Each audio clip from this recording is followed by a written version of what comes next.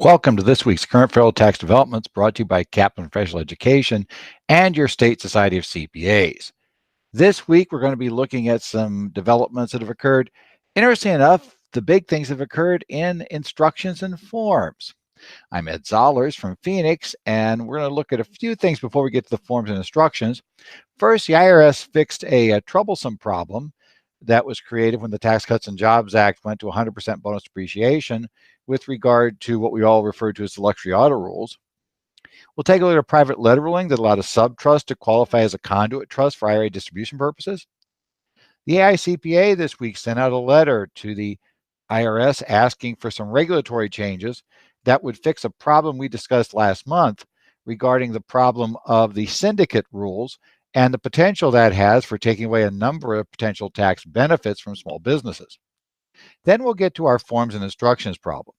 First, we'll talk about the Form 1065 instructions that now require certain partnerships that were not reporting tax basis on Schedule K1 for the partners to report that information if the tax basis number would be 0. And secondly, we're going to talk about not so much a new thing, it's something that's been true on S corporations for a number of years, but something that is now been added. A new box has been added to Schedule E if you're required to attach a basis computation.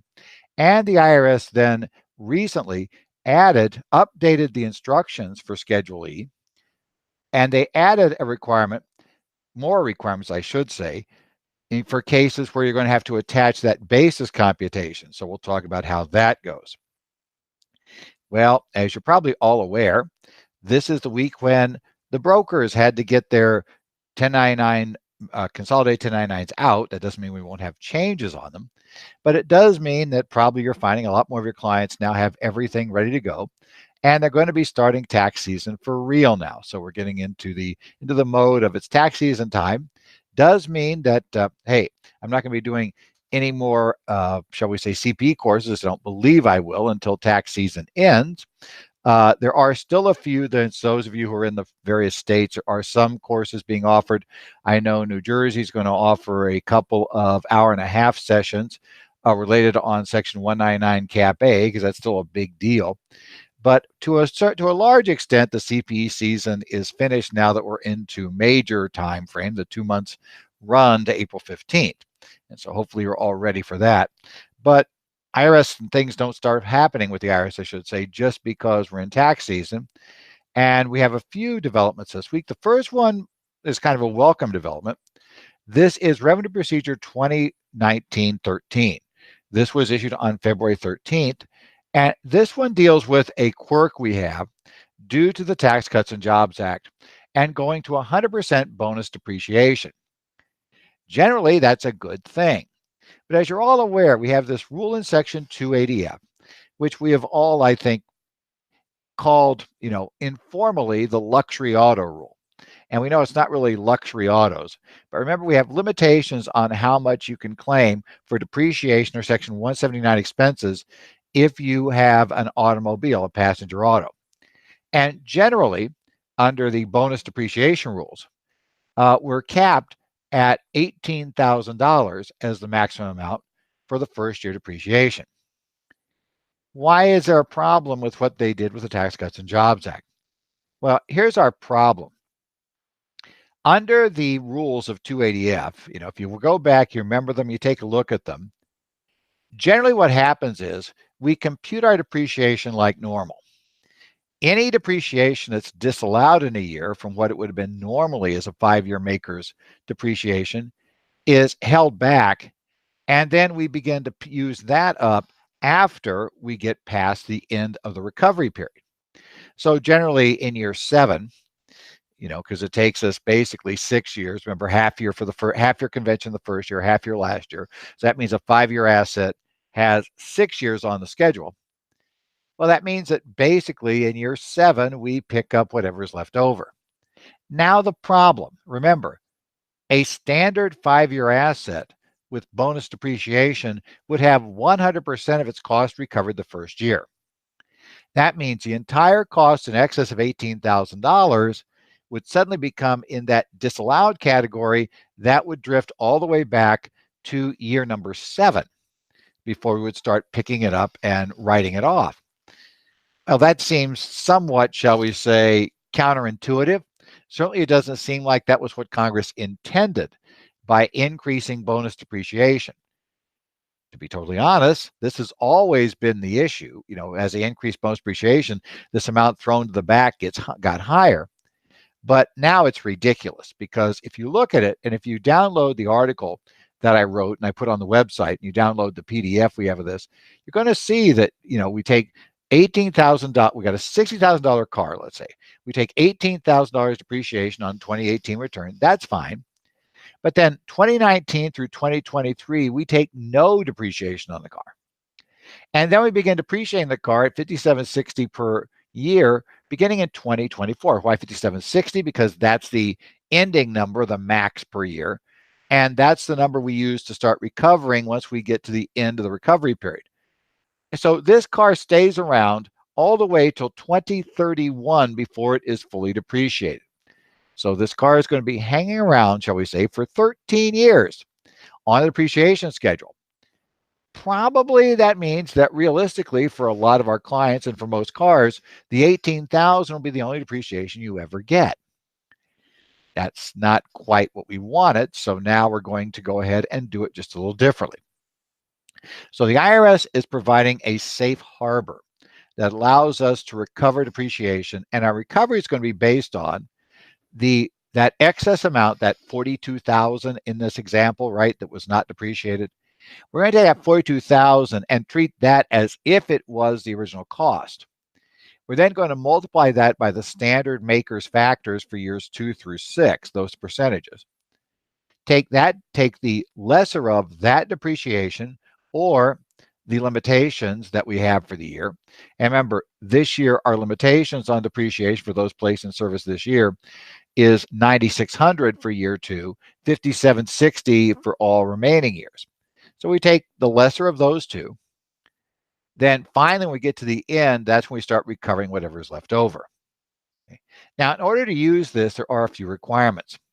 First thing is, the asset must be acquired and placed in service by the taxpayer after September 27th, 2017. Oh yeah, should remind you, if they bought this car at the last part of 18, this problem is showing up this year in your pro formas for your tax software. Until your tax software corrects this problem, you may want to double check how it's computing, because it certainly is not computing this way, I would expect. So you need to be very careful for those cars acquired late last year that got the $18,000. But let's continue. So first, of course, placed in service after September 27, 2017, it's property for which 100% additional first-year depreciation deduction is allowable. It has an unadjusted depreciable basis exceeding the first-year limitation, so we're going to have a disallowance. Yeah, you buy a car that's only $15,000. Yeah, we're going to get the whole thing year 1. But that's not where our problem is. And finally, you cannot claim a 179 expense for the car. Arguably, you probably shouldn't be claiming it. I would guess generally bonus will get you to the whole thing. But I assume maybe somebody wants to use 179 because, they're trying to tune in their taxable income. Remember, you can do a partial election of 179. It still gets a little quirky, but assuming all that works, you could do that, do a partial 179 for 18,000, leave the remainder to be depreciated. That would effectively get you the same result, because what will happen is you have 42,000 left over. None of that will be allowed as depreciation, right? We're getting depreciation on that. So effectively, not quite the same. Mechanically, we're probably going to lose still that first year. Yeah, it's just messy. We're just going to say it's going to be kind of bad. So whatever we lose that first year comes a second. So here's the catch. We go ahead and we use our makers tables and use our annual limitation. So if I do that, let's go back to my $60,000 vehicle. In year 2, my percentage is 32%. 32% of 42,000 is 13,440, right? So basically, we would say that'd be the first year, I'd say. Year 2, 19.2%. Well, that's in essence going to be less in this case, the 42,000. So we're going to get for that 8064, right? We'll get 4838. The other years, etc., 2419, 2023. Then in 2024, 2025, we'll end up picking up our remainder. So basically, we're going to get depreciation all through this, and the car will be fully depreciated by 2025, a much nicer result. Again, thing to remember is those end of year 17 cars that are pro forma'd, your tax software almost certainly is doing that depreciation wrong at this moment. Do you want to make sure you pick that up and correct that, or wait for your tax software to catch up with this revenue procedure, which may take a while? So we'll have that going on, but it does mean that we have good news regarding purchases of cars. Next development. We're going to take a look at a private letter ruling here, private letter ruling 2019-02-23, issued on February the 8th. This is taking a look at the issue of when you leave an IRA to a trust. In this particular case, the trust is one, and what happened in this case, we have a single trust. The trust provided that essentially when the gentleman died, it was a revocable living trust. When this person died, gentleman, woman, not quite sure, whoever, when this individual died, that trust, the IRA funds were payable to the trust, but the trust established a subtrust to hold the benefits and distributions from any retirement plan. And these trusts and the subtrust, valid under the laws of the state. Decedent dies. The question is, can we use the subtrust? Well, the terms of the trust governing that subtrust provide that all property held by that trust will be held, administered, and distributed for the benefit of a beneficiary, right? The trust document states the beneficiary shall be the sole beneficiary. All retirement benefits distributed to the trustee, including the RMD, will be paid directly to the beneficiary as soon as the trust gets it. So it'll be a conduit trust, right? It also states that the beneficiary's death, any qualified retirement plans or account, including remaining assets of the subtrust, shall be divided equally between and distributed to the decedent's children or their descendants. Question was, can we use this? What we want to do is be able to use this to look through the trust, through the subtrust, grab the beneficiary as our designated beneficiary, and use their life expectancy for our distributions, preferably getting a much longer stretch out than we're going to get if we can't. So the IRA goes to this trust. The IRS ruled in this case that this qualifies. The amounts have to flow through. Remember, we have this conduit, has to flow through. The conduit could use the beneficiary's life expectancy. Sometimes you'll see actually, a totally separate trust document written and the trust and basically the benefit assigned to that. But this says, we can have it all in one document as long as, and that document then can throw off a trust, which obviously won't instantly appear, but can throw off the trust. Now, the standard rules, you have to deliver a copy of the trust or information about the trust to the IRA custodian. I always find that a fun rule because nothing tells the custodian what to do with it. So sometimes you have an extra explanation when you try to give that to somebody at the brokerage firm or the bank. We have to make sure everything goes to the beneficiary, right, during their lifetime, and it comes directly out to that. But if we meet all those requirements, we can do it. It is an option. The advantage of using the trust, basically the advantage of using a trust very simply, is that we can assure that only the RMDs come out. We can control how much money comes out because the beneficiary doesn't get direct touch on it. The trustee controls that. And we can control where it goes if the beneficiary dies before the balance of the IRA is completely paid out. The actual use of this trust for look-through, you'll find it in Regulation 1.409A9-4, and it's in question and answer number 5. So you want to find out, do that. By the way, for those of you, if you do work this, the obvious book that most people use is Natalie Choate's Life and Death Planning Retirement Benefits. Hopefully I got the name right. You can find that at ataxplan.com is where she does it. I know that there's now just recently been a brand new revision of that one done. I mention that book only because every time I've been in any session that anybody has ever discussed retirement benefits and trust. In fact, just recently I saw that at Arizona's tax conferences are called this year. Her book gets mentioned. She's been writing this ever since, I think it goes all the way back to before the current regulations went final. So that's the book for using it. And again, you got to have enough money. You got to have two things to make sense for this. Number one, there's got to be enough money in the trust, enough money in the IRA to make it worthwhile to set up a trust. Then number two, you also have to have a situation where we want to do a stretch out. If we're not really trying to stretch out the distributions, again, the trust probably doesn't make sense to spend the money to try to fund the trust. But when it works, the trust is a really, really useful device. So if you haven't thought about that, your clients haven't considered it, you might want to consider that, especially if you're trying to stretch out an IRA or a Roth IRA over a long period of time. Next up, this isn't really an IRS development, but it's the AICPA sent a letter this week to the Internal Revenue Service asking for the agency to modify the regulations in order to help assure that small businesses don't lose some of the benefits that the Congress intended them to receive because they get picked up by this category called syndicates.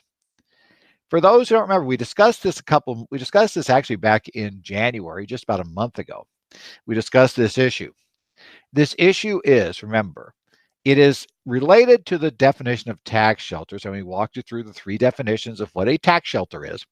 And the big problem one we may have is this thing called a syndicate. The issue is, if you are a tax shelter, all of these things in the Tax Cuts and Jobs Act that are tied to your revenue being below 25 million, that includes things like being on the cash basis of accounting.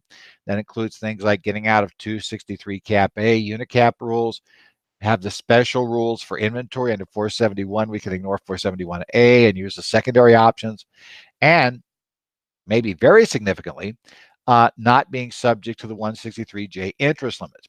If you think the 199 Cap A rules are complicated, you haven't taken a look at the regulations under 163J. So if you can avoid 163J, you certainly want to avoid it.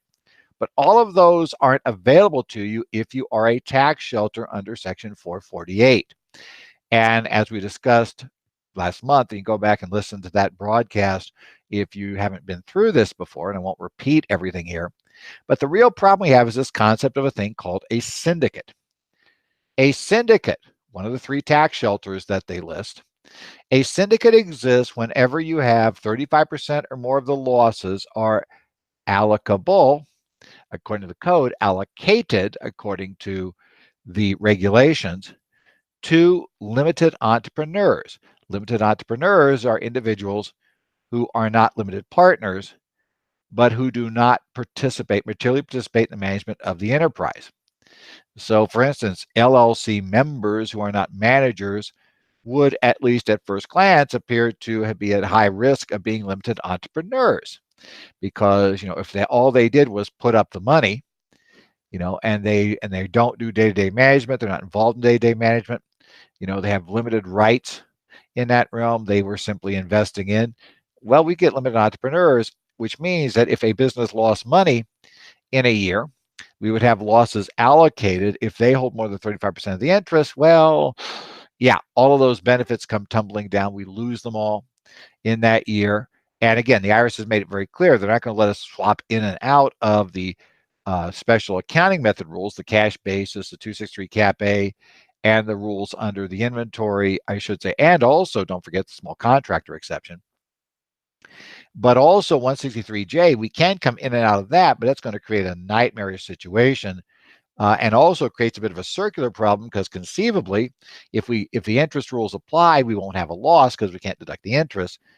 But therefore now we're not a syndicate. But as soon as we say we're not, then we allocate and suddenly we are a syndicate. So, okay, there's all kinds of problems involved with the syndicate rules. So the AICPA is suggesting that the IRS issue regulations under the authority they have, and the authority they're going for is found in section 1256 E3 C5, or Roman numeral 5.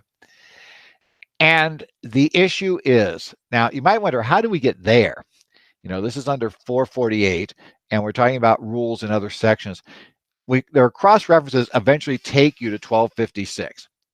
And 1256 allows the IRS to write regs that can treat certain interests as not being treated as inactive if the IRS determines by regulations or otherwise that interest being held by an individual should be treated as if it was held by an individual who actually participates.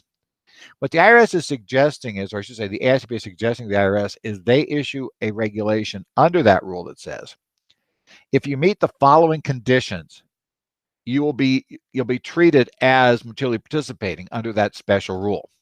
First, they say, if the entity qualifies under the gross receipts test, 25 million.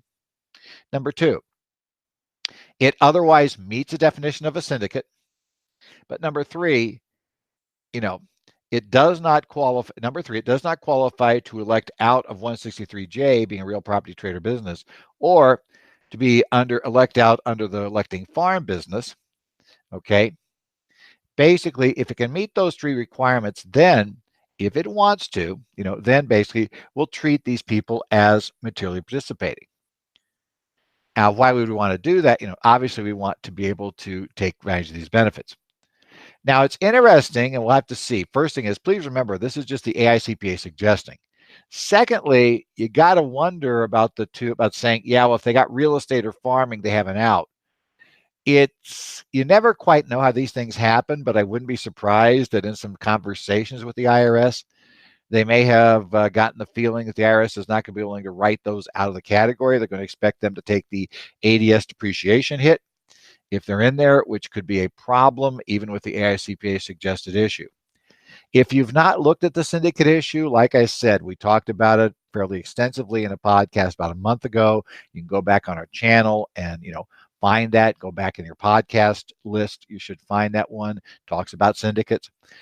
Take a look at that. But also keep your eye on this. Hopefully the IRS will give us some sort of relief. They have in the past tried to keep the syndicate rule from, kind of accidentally falling on people in the other areas it applies. We're going to cross our fingers that they might do the same thing here. Next, we have information from instructions and forms. Now, you and I both know, we're talking about the tax laws here. We go through the code, we go through regs, we're looking at revenue rulings, we're looking at all kinds of these things. And quite often, let's be honest, every year they print the instructions to the forms. And for instance, the instructions to forms 1065 is 60 pages long, 3 columns, not really big print, right? And so it's very tempting to ignore that whole instruction book and just, go ahead and prepare the returns. It's like, because that 98% of what's in there is going to be word for word identical to what it was last year and the year before and year before. Well, this year turns out there are a couple of things that are important in the changes. And one of the key problems we run into is that if you don't do this, there is a penalty consequence that can be significant. We'll talk about that here in just a second. So what we're going to look at here are the instructions to Form 1065 that were released in final form by the IRS on February the 4th of 2019. Now, what happened in this case, when they issued it, we had a couple of things happen. Okay. The IRS wants information on any partners that have a negative tax basis capital. The reason they want this is because, let's say, what it means is the taxpayer is relying upon borrowed funds to be able to claim either losses or distributions without paying tax currently. In such situations, generally at some point, this is going to reverse and they're going to end up picking up income at some point down the line. Most of us probably, in small CPA firms, we're mainly using tax basis capital accounts on the Schedule K1.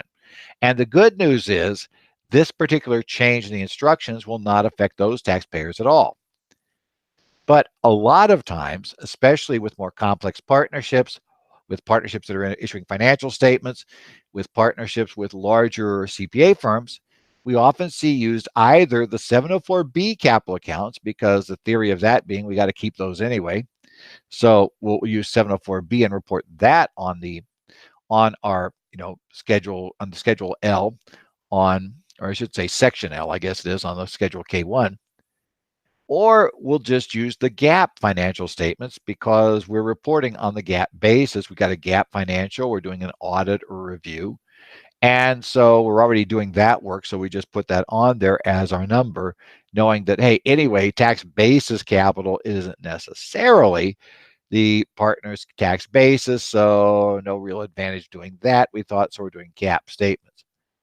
Well, this is where the problem comes in. This year, if you're doing either one of those, you have to put a disclosure on Schedule K1. In fact, what you're going to find here is there actually is a new code, Schedule Code AH, that goes on line 20 of Schedule K1. And you're going to have to do, it lists such partners beginning and ending shares of tax basis capital. So if Schedule K1 is not tax basis, and if the capital account is negative, right, either beginning end of year, right? So what we have, we report that we have to report that on Schedule K1 using the special new code AH. The problem we run into with that is if you fail to do it, if you fail to do this, that is treated under 6698A2 as an incomplete, return a report which fails to show the information required. That is penalized at $195 per month per partner. Now, this was pointed out in an article in Tax Analyst this week. Tax Notes Today is where I saw it. It was also, there was a Bloomberg tax piece on it as well. The thing to note about this is a potentially nasty penalty. It does not qualify for first-time abatement. Late filing, which is a penalty triggered by 6698A1, does qualify for first-time abatement. This one doesn't. If you do have a problem with this, though, they do point out that the Internal Revenue Manual does provide that if they do have an incomplete filing, they are supposed to be given the ability to give that information before the IRS assesses the penalty. But the bottom line is you need to know what tax basis capital is, even if you're filing, you're actually doing, let's say, a GAAP financial statement, and you're doing 704B capital. So if you're in a firm where you've got a partnership that is reporting that way, be aware you're going to have to develop the tax basis capital numbers. That also means, for practical purposes, almost all partnerships are going to need to keep 2 sets of partners' capital, because you always, assuming the partnership is going to claim that there is substantial economic effect to the allocations in the agreement and use that to be able to support their special allocations and keep the IRS from changing them, then we need to maintain the 704B capital accounts, those 704B capital accounts. And now, because of this disclosure, you also need to maintain tax basis capital accounts. And hey, you know what? If they have an audited financial statement under GAAP, you're going to be doing GAAP financial or partners capital accounts. So lots of schedules to work with now. Just lots of this neat stuff coming up. And yes, we need to worry about it because, yes, it has to be disclosed. And no, you can't ignore it because, as I said, it's $195 per month. If you don't provide that, you will get a chance to provide it. The IRS may ask you for it. But if you just say, no, there's no reason you don't need that, it's like now you get penalized. And again, at $195 per month with very many partners, it gets expensive real fast.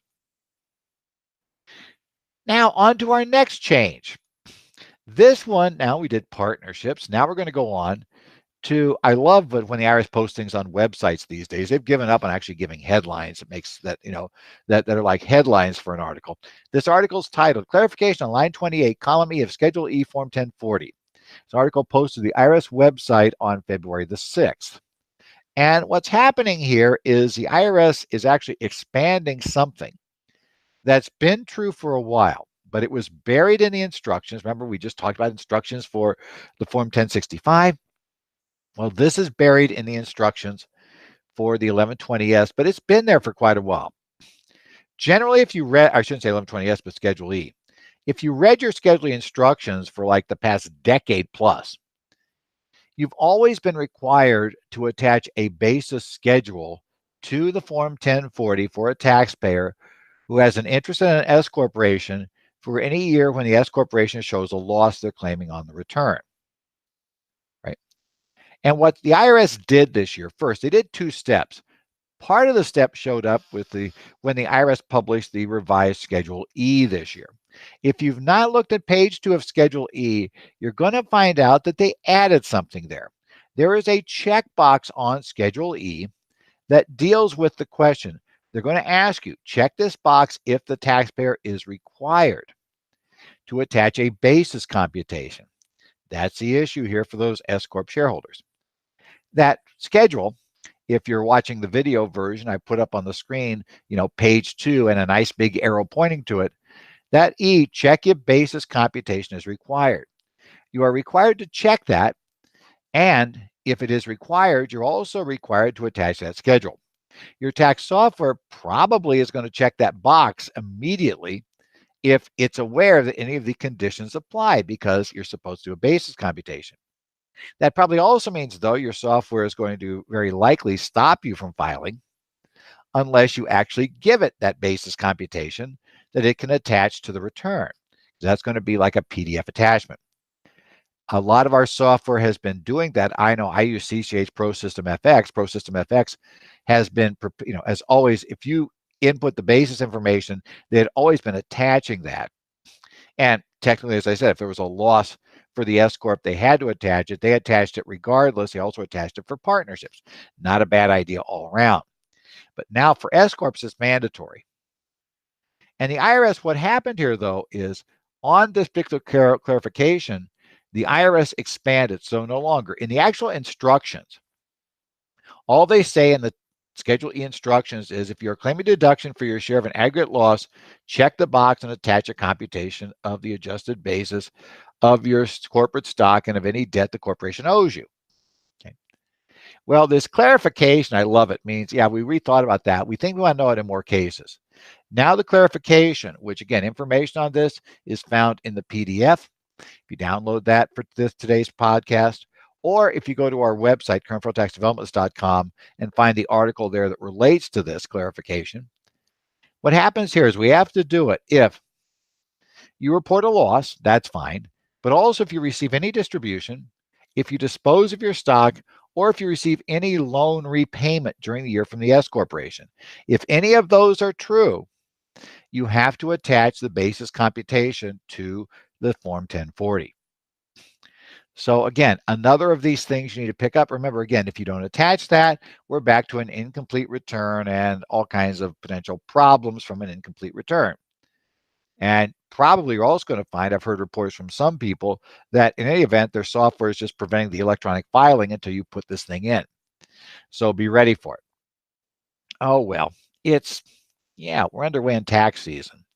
So now you get to apply what you've learned in continuing education this year. We're hoping that if you attended any of our courses here at Kaplan Professional Education, Kaplan State Accounting Continuing Education, part of Kaplan Professional Education, hopefully that you've got something now. And if it's in the tax area, which is where I'm talking about, or it's in the A&A area where we have we have instructors in that area as well. Hopefully you're now being able to actually put this stuff to use. You've got revenue recognition to play with coming up. You're going to have the leases on the A&A side, but you also have all the fun stuff from the Tax Cuts and Jobs Act. Now is the time to do it. I will remind you that the CP season will start again right after April 15th. We've got some things going on then in May, and even I've got one going on in April. So, we'll have stuff running there. So we'll be able to get back to it then.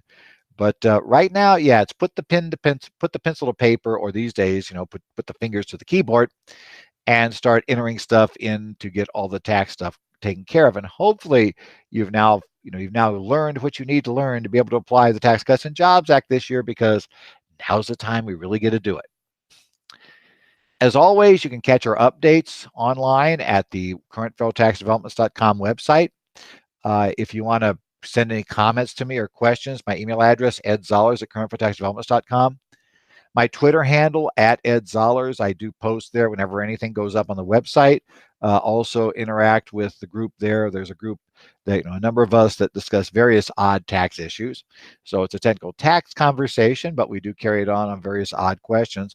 And yes, 199 CAPA has dominated those discussions as it dominates everywhere else. We also have discussion groups I follow. I follow the Reddit group /r/taxpros right on there at reddit.com. I also follow the Connect groups for the Arizona, New Jersey, and Minnesota State Societies of CPAs. Every so often I look in on California's Tax Talk. If you want to post questions there, A, you've got a good chance somebody else will chime in too and help answer it. And B, if I get a chance, I'll try to chime in and work there as well. Well, as I say, the return should be coming in pretty quickly at this point. We should be getting stuff in. So I hope you all are ready and well rested going in. And pay attention. We're going to watch what happens this week. And I should be back here next week, and we'll talk about whatever is going on in the following week in the area of current federal tax developments.